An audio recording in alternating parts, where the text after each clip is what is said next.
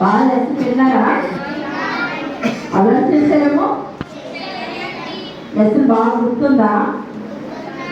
కంఠస్వారికి గుర్తుందా? బాగా ఆకలేస్తుందా? తొందరగా వెళ్ళిపోదామా? అది చిన్న మాట వినేసి వెళ్ళిపోదామే.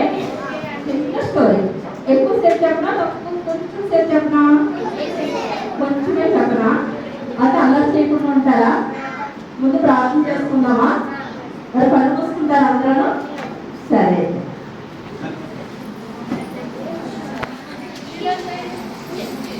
ప్రమోషన్ సముద్రుడు అయినటువంటి మా దేవ, నేను అమృత స్తోత్రాలు చెల్లించుకుంటున్నాను. ఎంతవరకు కూడా మాకు సహాయం చేసుకుని వచ్చినటువంటి బాధకి వందనాలు. ఎంతబడినటువంటి ప్రతి ఒక్క లేఖన భాగం బిడ్డల హృదయాలలో నీరు పెట్టుకోవడానికి కొన్ని అనుభవించిన ఈ సమయంలో క్లోజింగ్ లెసన్లో కూడా తోడుగా సహాయపడుతుంది. ప్రతి బిడ్డతోటి కూడా మేమే మాట్లాడి నడిపించుకోండి. సమస్త మహిమాలంతా ప్రభావం ఇంకా ఆరోపించుకోండి. ఏసు నామమున ప్రార్థిస్తున్నాను తండ్రి, ఆమేన్.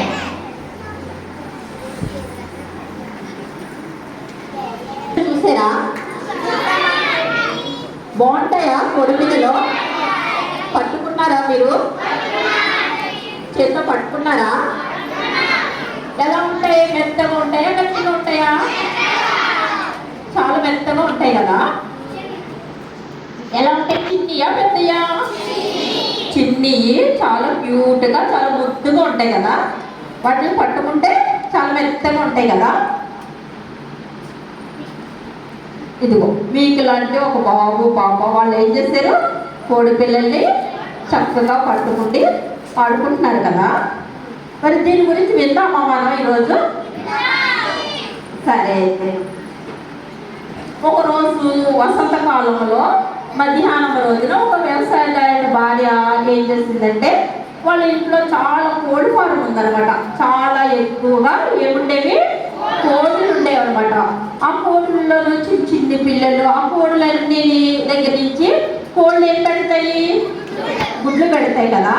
ఆ గుడ్లన్నీ ఆ వ్యవసాయదారుడి భార్య ఏం చేసిందంటే, ఒకరోజు మధ్యాహ్న కాల సమయంలో గుడ్లన్నీ వాటిలన్నీ పోగు చేసి పెడతా ఉందన్నమాట. అలా పెడుతున్నప్పుడు తన యొక్క గూడు దగ్గరికి వెళ్ళినప్పుడు అందులో ఒక కోడి ఏం చేసిందంటే, తను ఆ గుడ్లు తీయడానికి ఇష్టపడలేదన్నమాట. తన యొక్క రెక్కలను గట్టిగా ముడిచిపెట్టేసుకుండి తన గుడ్లు తీయకుండా తను ఏం చేసిందంటే ముక్కుతోటి ఆమెను పొడుస్తూ ఉందన్నమాట. అప్పుడు ఆమె ఏం చేసిందంటే, ఆ కోడి పిల్లల్ని పెట్టాలని చెప్పేసి చాలా ఆశపడుతుందని చెప్పేసి ఆమె గుర్తెరిగిందనమాట. ఇదిగో చూసారా? ఆమె ఏం చేస్తుంది? గుడ్లన్నీ కూడా ఏం చేస్తుంది? ఆమె సేకరిస్తుంది అనమాట. అన్నీ ఏరుతున్నప్పుడు ఈ యొక్క తల్లి కూడా ఏం చేసిందంటే, తన దగ్గర ఉన్నటువంటి గుడ్లని ఏరనివ్వకుండా తను ఏం చేసింది? పొడి చేసింది అనమాట.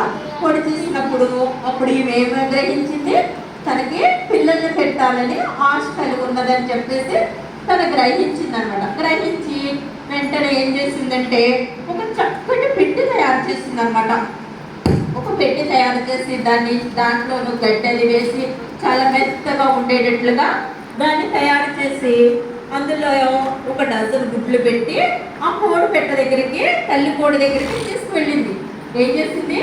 ఆ తల్లి కోడి దగ్గరికి తీసుకెళ్ళింది. ఇదిగో ఏం చేసిందేమో తను ఏం చేసింది? గుడ్లన్నీ సేకరించి చక్కగా ఆ యొక్క పెట్టెలో మెత్తగా దాంట్లో గడ్డి అదన్నీ వేసి మెత్తగా ఆ పరుపులా తయారు చేసి ఆ తల్లి కోడి దగ్గరికి తీసుకువెళ్ళినప్పుడు అది చాలా సంతోషంతో ఏం చేస్తుంది? ఆ గుడ్ల దగ్గరికి వెళ్ళి పడుకుంటూ ఉందనమాట. అంటే దాన్ని పొదగడం అని అంటారనమాట. అదేం చేసిందంటే ఆ గుడ్లని పొదగడానికి ఆ తల్లి కోడి ఆ గుడ్ల దగ్గరికి వచ్చిందనమాట. చాలా జాగ్రత్తగా నెమ్మదిగా ఆ గుడ్ల దగ్గరికి వచ్చి ఆ గుడ్లు ఏ మాత్రం కూడా చిట్లు పోకుండా చాలా భద్రంగా తన రెక్కలతో కప్పి దాని మీద పడుకుంటూ ఉండేదన్నమాట. ప్రతిరోజు కూడా దాని మీద ఒక రోజు 2 రోజులు కాదు, చాలా వారాలు, కొంచెం 3 వారాల టైము దాని మీద పడుకోవాలన్నమాట. అది రోజు ఏం చేసేదంటే ఏదో ఒక టైంలో బయటకు వచ్చి కొంచెం ఆహారం తినేసి నీళ్ళు తాగేసి మళ్ళీ వెళ్ళిపోయి ఆ యొక్క గుడ్ల మీదే అలా పడుకుంటూ ఉండేదన్నమాట. అలా పడుకుంటూ ఉన్నప్పుడు కొన్ని వారాలు అయ్యేటప్పటికి అందులో ఏమున్నాయి? చిన్ని కోడి పిల్లలు ఉన్నాయన్నమాట. ఆ కోడి పిల్లలు అందులో ఉన్నంత కాలము ఇంట్లో ఉన్నప్పుడు వాటికి ఏమి లేదు, స్వేచ్ఛ లేదు, ఆహారం లేదు, బయట చక్కగా స్వతంత్రంగా తిరగడానికి లేదు. ఆ గుడ్డులో పెంకులో ఏమైపోయినాయి, కోడి పిల్లలు బంధించబడి ఉన్నాయన్నమాట. ఆ గుడ్డు పెంకులో ఆ పిల్లలు ఏమున్నాయి, బంధించబడి ఉన్నాయన్నమాట. అందులో ఖైదీగా ఉన్నాయన్నమాట. అందులో నుంచి అవి బయటకు రాలేకపోయినాయి అనమాట. అలా ఎప్పుడు వద్దామా అని చెప్పేసి అవి అనుకున్నాయి. ఒక రోజు దేవుడు ఏం చేశాడంటే వాటికి చక్కగా, కోడికి ఏముంటుంది, ముక్కు ఉంటుందా, గట్టిగా ఉంటుందా దానికి ముక్కు. ఆ కోడి పిల్లకి చక్కగా దేవుడు ముక్కుని ఇచ్చాడు కదా, ఆ ముక్కుని గట్టిగా తయారు చేస్తాడు అనమాట. ఒక దినాన్ని దేవుడు ఆ గుడ్డిని, ఆ కోడి పిల్ల యొక్క ముక్కు గట్టిగా స్టిఫ్గా తయారైంది. అంతేకాకుండా తన మెడ నరాలు కూడా చాలా ఫిట్గా తయారయ్యనమాట. అప్పుడు ఏం చేసిందంటే, ఎలాగైనా సరే నేను ఈ పెంకులో నుంచి ఈ ఖైదీగా ఉన్న దాంట్లో నుంచి నేను బయటకు వచ్చి బయట చక్కగా స్వేచ్ఛగా స్వతంత్రంగా తిరగాలి అని చెప్పేసి ఆశపడి అది ఏం చేసిందంటే తన ముక్కుతోటి ఇదిగో గుడ్డుని కొంచెంగా పొడుస్తూ వచ్చింది అనమాట. అలా పొడుస్తున్నప్పుడు గుడ్డు ఏమైంది, చిట్లింది అనమాట. వేట్లో తీసేసింది. గుడ్డు ఏమైంది, గుడ్డు మీద కొడితే ఏమవుతుంది, చిట్లింది కదా, అది అలా వేట్లో తీసుకుంటూ వచ్చేసింది అనమాట. తర్వాత నెమ్మదిగా ఇంకా గట్టిగా పొడిచేటప్పటికి ఇదిగో కొంచెం ఏమైంది, బద్దలాసింది అనమాట. ఆ గుడ్డు కొంచెం బద్దలాసింది. ఆ బద్దలాసిన దాంట్లో నుంచి తన మొహం బయటికి పెట్టి చూసి ఎలాగైనా మొత్తం గుడ్డునంతటిని కూడా చెదగొట్టుకుండి బయటకు వచ్చేసింది. కనిపించిందా? ముందు ఏమైంది, గుడ్డు పేట్ల గీసింది. తర్వాత ఆ యొక్క పెద్ద హోల్ పెట్టి అందులో నుంచి తన బుర్రను బయట పెట్టి చూస్తూ మొత్తము గుడ్డునంతటిని కూడా చెట్లు కొట్టుకుంటే అది ఏమైంది, బయటకు వచ్చేసిందంట. బయటకు వచ్చేసిందంటే సంతోషమా కాదా? సంతోషమే కదా. బయట చక్కగా ఆహారం తినొచ్చు, స్వేచ్ఛగా చక్కగా అన్ని చూడొచ్చు, తిరగొచ్చు. ఆ రీతిగా ఆ యొక్క కోడి పిల్ల బయటకు వచ్చేసింది. మరి మనము కూడా ఎలా ఉన్నాము, మనము కూడా ఎలాంటి వారము, పాపం అనేటువంటి బంధకాలలో మనము కూడా బంధించబడుతూ ఉన్నామని చెప్పేసి దేవుడు చెప్తూ వచ్చినాడు. పరిశుద్ధ గ్రంథంలో మాట రాయబడుతుంది అనమాట. ఏమంటే ఏ భేదము లేదు, అందరూ పాపము చేసి దేవుడు అనుగ్రహించి మహిమను పొందలేకపోతున్నారు. మనం అందరం కూడా పాపం అనేటువంటి బంధకాలు జైల్లో ఉన్నామన్నమాట. ఈ కోడి పిల్ల ఎలాగైతే ఆ గుడ్డు పెంకులో ఎలాగైతే బంధించబడి ఉందో మనము కూడా ఎలా ఉన్నామో పాపం అనేటువంటి బంధకాలలో బంధించబడి ఉన్నామని చెప్పేసి బైబిల్ చెప్తుంది. మరి దేవుడు తన మహిమ కొరకు తన కొరకు మనల్ని ఏర్పరచుకుంటూ వచ్చాడు. కానీ మనం ఏం చేస్తాము, పాపం ఏం చేసింది, దేవుడి నుంచి మనల్ని ఎక్కడ తీసుకెళ్ళిపోయింది, తన దగ్గరికి తీసుకెళ్ళిపోయింది అనమాట. అసలు మీకు పాపం అంటే ఏంటో తెలుసా?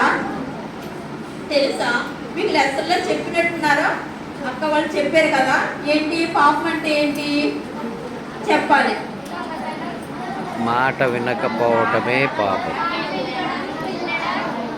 అది పాపం అంటే దొంగతనాలు చేయడం, అబద్ధం ఆడడం, అసూయ, కోపము, చెప్పిన మాట వినకపోవడము, ఇవన్నీ కూడా ఏమని చెప్పేసి అంటే పాపము అంటుందన్నమాట. ఆ పాపం వల్ల మనం ఎక్కడికి వెళ్ళలేకపోతామో, దేవుడి దగ్గరికి వెళ్ళలేకపోతే వస్తామన్నమాట. మనము ఏం చేయాలంటే ఆ పాపము నుంచి విడిపించాలంటే దేవుడు ఒక మాట చెప్పారు. మరి గుడ్డులోని పిల్ల బయటికి రావాలంటే తల్లి ఏం చేస్తుంది, 3 వారాలు దాన్ని పొదుగుతూ వచ్చింది కదా. అలాగే మన పాపము నుంచి మనల్ని బయటికి రావాలంటే బైబిల్ ఒక మాట చెప్తుంది, యేసు రక్తము ప్రతి పాపము నుండి మనం పవిత్రపరుస్తుంది. మరి మన కొరకు ఒక వ్యక్తి చనిపోవాలని చెప్పేసి చెప్తూ వచ్చినారనమాట.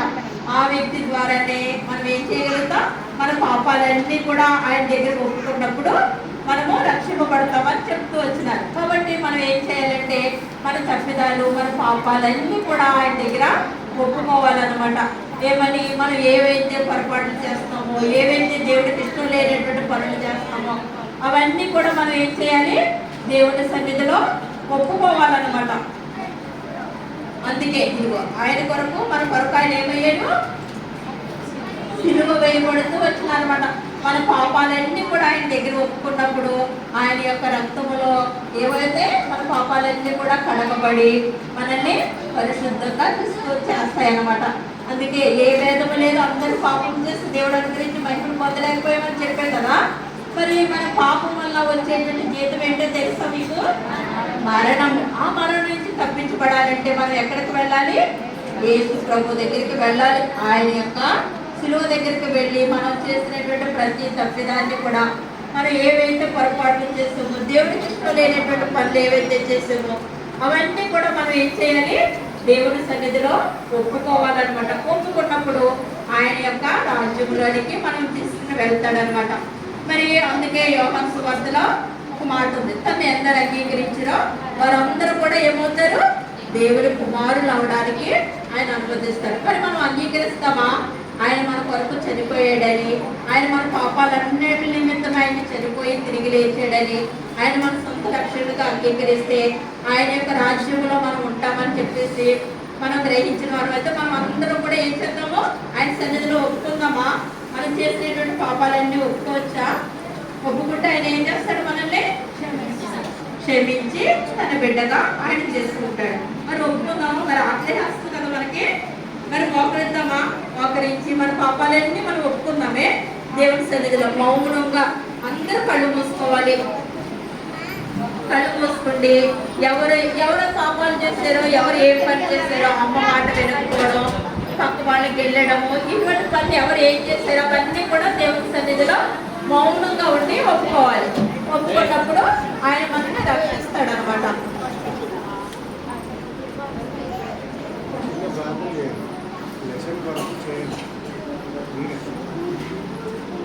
సరే, కళ్ళు మూసుకోండి అంటే ప్రార్థన చేసుకుంటాం.